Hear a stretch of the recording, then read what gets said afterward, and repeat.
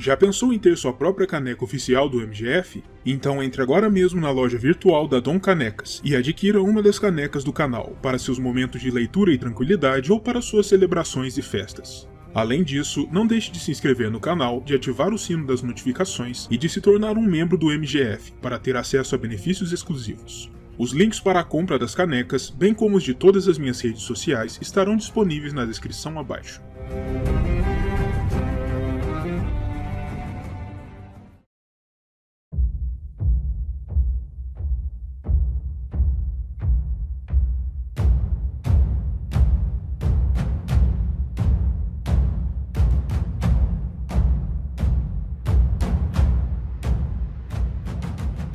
O continente de Essos, sendo o maior, mais vasto e mais diverso dentre todos os continentes do mundo conhecido, é obviamente a morada de diversas criaturas, povos e realidades, sendo possivelmente a maior reserva de vida existente em nosso mundo.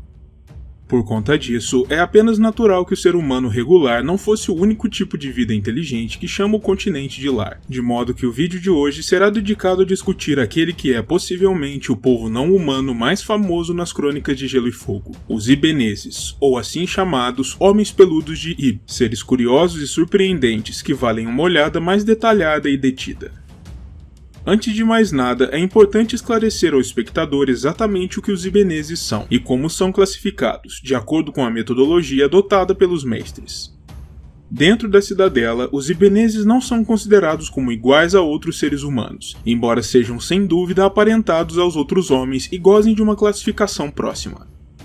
Eles são um povo pesado e atarracado, de ombros e peitos largos e de baixa estatura, praticamente jamais ultrapassando a marca de 1,60 m de altura. Ainda assim, eles possuem braços longos, com pernas curtas e os membros são no geral cobertos por uma grossa pelagem, o que se explica provavelmente pela terra natal deste povo, as ilhas em torno de Iban, que se localizam bastante ao norte em Essos, às margens do Mar Tremente, o que faz com que apresentem um clima perpetuamente frio e rigoroso, com ventos cortantes, neves ocasionais e uma brisa marinha tão aguçada quanto o fio de uma espada.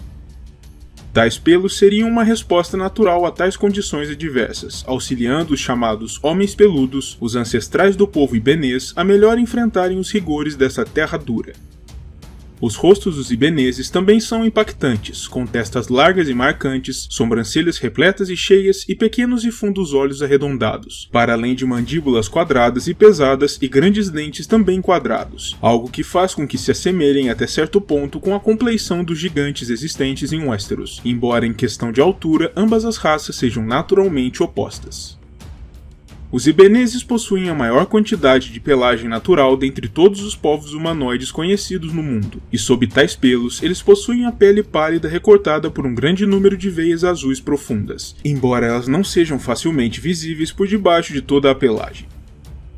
Os Ibeneses de maneira geral possuem pelos em profusão, tanto homens quanto mulheres, e até mesmo as fêmeas da raça apresentam características como pelagem por sobre seus lábios superiores, formando bigodes, o que levou alguns aventureiros estrangeiros a ponderarem certa vez que todos os Ibeneses fossem machos, devido à dificuldade de distinguir entre os sexos, graças a tais características periféricas. Outra concepção errônea de alguns, em certo ponto na história, foi assumir que as mulheres ibenesas possuíam ao todo 6 mamas, como se fossem fêmeas de algum outro animal, mas essa noção foi há muito desacreditada, e hoje sabe-se que elas possuem apenas 2 mamas, como as mulheres humanas comuns. O famoso tomo O Livro Vermelho, um relato compreensivo da realidade das arenas de luta de Meereen, escrito por um Inhucaíta não identificado, afirma que, durante muito tempo, as mulheres ibenesas capturadas como escravas eram tidas como muito feias para servirem como escravas de cama e muito selvagens para serviços domésticos, de modo que tanto as mulheres quanto os homens de tal raça, quando capturados, encerravam seus dias invariavelmente nas arenas de luta, embora em séculos mais recentes, algumas ibenesas tenham sido tornadas prostitutas em determinados bordéis pelo mundo afora, como acontece, por exemplo, em Bravos, embora as prostitutas dali não sejam escravas. Um outro motivo que justifica a classificação dos ibeneses como sendo humanos de uma variedade distinta é a questão reprodutiva.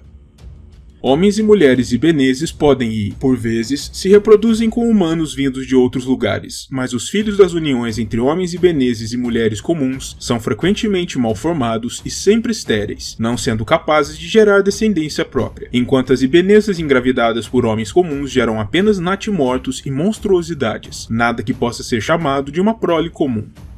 No entanto, devido à desconfiança natural dos ibeneses com relação a pessoas vindas de outras terras, tais uniões são incomuns, para se dizer o mínimo, e não existem muitos espécimes resultantes de tais cruzamentos ainda vivos para serem catalogados ou estudados a fundo pela cidadela. Ainda assim, alguns estudiosos especulam que, devido à tradição exploradora dos ibeneses de seus ancestrais, alguns grupos humanos pelo mundo podem ter algum sangue ibenês correndo em suas veias, como por exemplo os nascidos na pedra da ilha de Skagos, parte da região do norte em Westeros. No que diz respeito aos traços culturais dos ibeneses, o famoso estudioso Westerosi Mestre Yandel nos diz que os ibeneses são um povo taciturno e desconfiado, mas ao mesmo tempo sagaz e esperto, com artesãos muito habilidosos, caçadores e rastreadores bem dotados, e guerreiros ferozes e destemidos. Naturalmente, o povo de Iben fala sua própria língua, que é completamente ininteligível para qualquer idioma dos homens comuns, e é descrita como gutural e rascante, bem à moda do povo que a criou.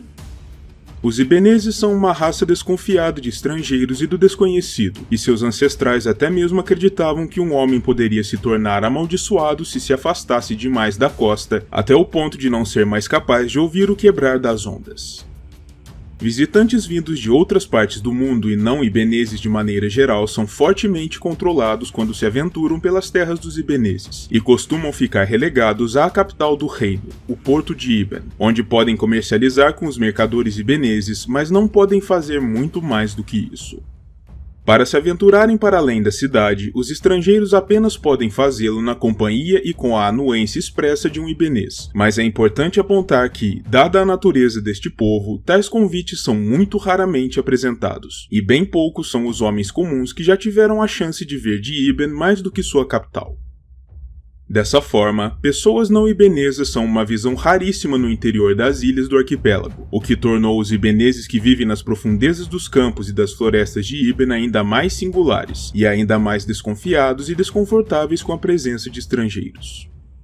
Tais homens são guardas florestais, pastores de ovelhas e mineiros que escavam fundo no solo em busca de metais úteis. E tais homens preferem fazer seus lares em cavernas naturais ou em casas esculpidas em pedra negra direto no solo, moradias resistentes e rústicas, mas ao gosto de um povo que deseja, antes de mais nada, a discrição.